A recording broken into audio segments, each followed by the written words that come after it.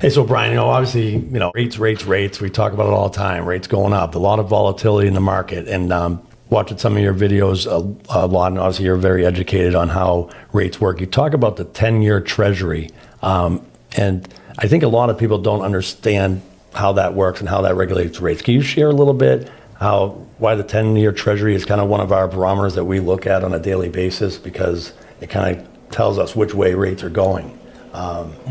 So the 10-year Treasury is just a benchmark that we look at. It doesn't mean, so most of the time, really what we have is what's called the mortgage-backed securities. It's actually the MBS, and that's what we track.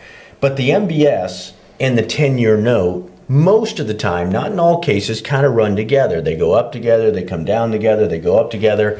And I'm just going to go to my phone live right here. And when I go to my phone live right here and I pull up the bond market, I can see right here, CNBC, everybody can see this. When it's red, which is this button right here, that tells us that the bonds are actually dropping in cost, okay? And what does that do? That affects most of the time when it's going down. That's what we want. When it's green, green's great if you own Apple. Green's great if you own Microsoft or Meta or SpaceX. Green means it's going up. Red means it's going down. And if you just take a look at what's happening right here, this is a 5-day chart. Here, up, up, up. And now it's dropped down substantially. So that's because the Strait of Hormuz is there, and all of a sudden ships are flowing. Oil is at $70 a barrel. We're on 100-ish.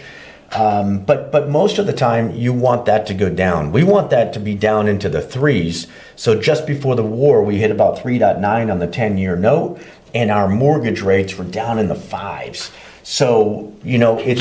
So say on the, just so I understand and everyone understands, on the 10-year Treasury, right now it's right around 4.402. So how does that, okay, so say 4.402, how does that equate to rate, and how investors price their rate? So that's kind of the mortgage-backed security is the true trigger for us, but on average, you could almost say there's about a 2-point margin that the window's giving the money out at, and then what it's actually getting to. So if we're at 4.42, you're probably seeing a 30-year fix starting to approach 6.4. Now you got to remember, if you look at the Fannie Mae, who will show every week they do this, they show what was delivered. They're not quoting rates, they're quoting what was delivered across the country.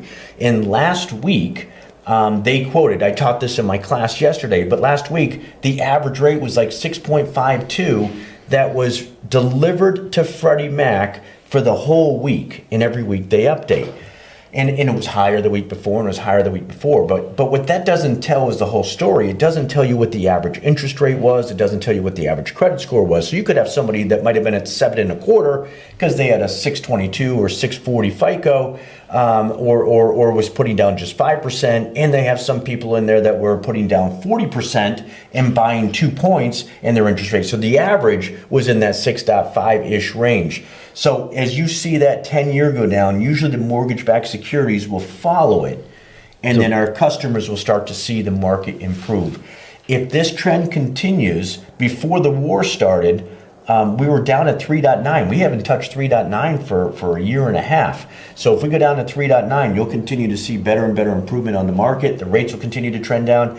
We were already at 3.99. We've got a new aggressive Fed chair that also wants to be able to see rates. So inflation came out today. That was doing on track.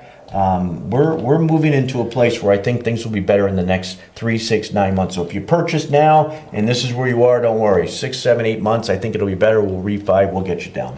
So one other question on that. Now, is there like a nothing set, but like a margin between the 10-year Treasury current rate versus where rates are? Like, obviously they're going to be higher. Is it usually higher by 2%, or is there not? Is that so the Treasury might move and the mortgage back doesn't, but on average you're probably looking at a margin of about 2.25, meaning that if it's at 4, you're not going to get the rates at 4. There's a margin in there. Every bank, Bank of America, City Chase, they all need to make money on it. There's a process to employ 10,000 people at Bank of America, and the loan processors and the underwriters, the computers, the heat, the AC, all of that stuff. So it costs money. So there's typically about a 2.25 point margin on there. So if you're at 4%, you're going to be around 6.25. And it's, again, we're following the 10-year, and it's really the mortgage-backed security. One of the things that our new Fed chair is doing is he's injecting money into the market. He's creating false buyers for a market, which is allowing us to get more liquid on it, and that's also going to help bring the rates down. And one other piece, and something we run into all the time, when the Fed cuts rates or raises rates, we always the phone rings when the Fed does cut rates. That doesn't directly impact our mortgage rates. Why is that? So when the Fed cuts rates, so if we look at the last 6 times they cut rates, it had an adverse effect on the market.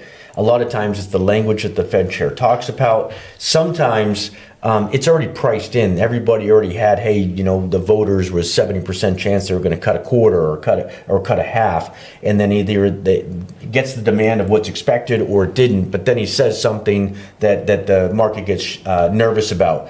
If they cut rates, things that it does affect, it usually affects car loans the following month when banks are lending money. It also will affect if you're at a reset and you're on an adjustable rate mortgage and that 1 year goes by and you're going to go back to the current market plus a margin. They're going to take a snapshot in time on whatever indice it follows, and that snapshot will have a margin built into it, and you sign the paperwork saying it's going to be a 1% over the LIBOR 5-year, 1 year ARM, whatever it is, and that's what they're going to follow. So that snapshot could make your mortgage, if it's an equity line of credit and it's not fixed, you could see something like that go down.